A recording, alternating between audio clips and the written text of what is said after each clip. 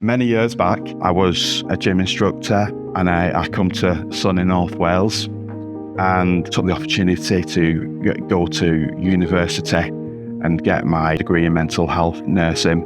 Sometimes we go through periods in life and we do face a bit of a struggle as well.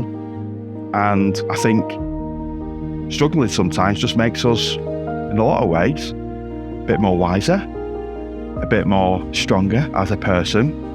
And if you kind of fast forward a bit and you're working with families now, you get to think with families as well to help propel them forward. It's always useful to bring that previous life experience into play as well.